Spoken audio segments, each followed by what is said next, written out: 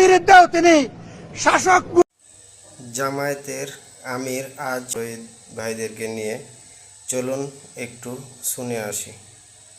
একটা খুনের বিরুদ্ধেও তিনি শাসক গোষ্ঠীর প্রতিবাদ করেন নাই। সেই খুনে তিনি জাতির সামনে মিথ্যাবাদী হিসাবে সাব্যস্ত হয়েছে। আমরা তার নৈতিক বৈধতা বহু আগে অস্বীকার করেছি। যারা ফ্যাসিস্ট সরকারের দূষর ছিল, যারা খুনের সহযোগী ছিল, তারা কেউ যেন এখানে কোনো বক্তব্য রাখতে না পারে।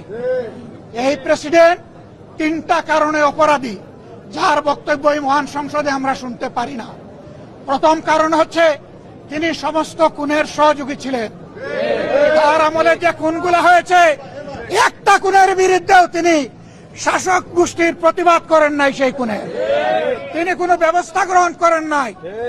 প্রেসিডেন্ট রাষ্ট্রের অভিভাবক হিসাবে তিনি জঘন্য অপরাধ করেছেন রাষ্ট্রের নাগরিকদের প্রতি। দ্বিতীয় কারণ ছিল, আপনারা জানেন, আগস্ট মাসের 5 তারিখ 24 সালে তিনি জাতির উদ্দেশ্যে ভাষণ দিয়েছেন। সেই ভাষণে তিনি বলেছিলেন যে তিনি ফ্যাসিস্ট প্রধানমন্ত্রী পদত্যাগ করেছেন এবং তিনি তা মঞ্জুর করেছেন। পরবর্তী পর্যায়ে আপনারা দেখেছেন, দুইটা মিডিয়ার সাথে সাক্ষাৎকার দিতে গিয়ে তিনি তা অস্বীকার করেছেন, নতুন গল্প সামনে নিয়ে এসেছেন। তিনি জাতির সামনে মিথ্যাবাদী হিসাবে সাব্যস্ত হয়েছে। দেশের প্রেসিডেন্ট মিথ্যাবাদী সাব্যস্ত হওয়ার পরে প্রেসিডেন্ট হিসাবে তার আর কোন নৈতিক অধিকার থাকে না। 3 নম্বর অপরাধ তিনি করেছেন, তিনি নিজের হাতে অর্ডিন্যান্স সাইন করেছেন।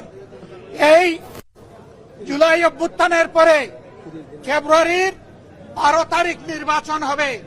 নির্বাচনের পরে যারা নির্বাচিত হবেন তারা 2টা ক্যাপাসিটিতে নির্বাচিত হবেন। তারা সংস্কার পরিষদের সদস্য হিসাবে নির্বাচিত হবেন এবং তারা একই সাথে সংসদ সদস্য হিসাবে নির্বাচিত হবেন। একই দিনে উভয় শপথ একই ব্যক্তি পড়াবেন। অত্যন্ত দুঃখের বিষয়, সেই শপথ দুটো আমরা নিলেও সরকারি দল নেয়নি। তার প্রথম দায়িত্ব ছিল গেজেট প্রকাশের 30 দিনের ভিতরে সংস্কার পরিষদের অধিবেশন ডাকা। তিনি সেই অধিবেশন ডাকেন নাই। গণভোটে হার পক্ষে ভোট দিয়েছে 70% মানুষ। তিনি 70% জনগণকে, দেশবাসীকে অপমান করেছেন। এখানেও তিনি অপরাধ করেছেন। এই 3 অপরাধের কারণে আমরা তার ভাষণ শুনতে চাইনি এবং আমরা সরকারি দলকেও অনুরোধ জানিয়েছিলাম, স্পিকার মহোদয়কে অনুরোধ জানিয়েছিলাম তাকে যেন ভাষণ দিতে দেওয়া না হয়। তারা আমাদের কথা গ্রাহ্য করেন নাই। আমরা সংক্ষুব্ধ হয়ে সংসদ থেকে বের হয়ে এসেছি। আমরা আগামীতে এই সংসদে কোনো অন্যায়কে আমরা বরদাস্ত করব না এবং মেনে নেব না।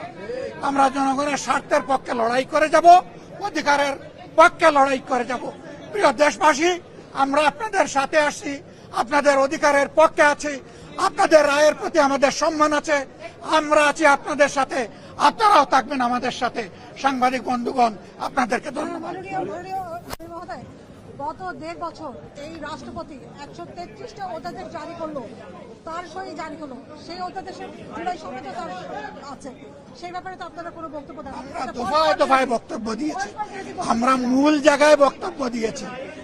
ধরে একটা করে বক্তব্য দেওয়ার কোনো দরকার নাই। আমরা তার নৈতিক বৈধতা বহু আগে অস্বীকার করেছি, প্রত্যাখ্যান করেছি।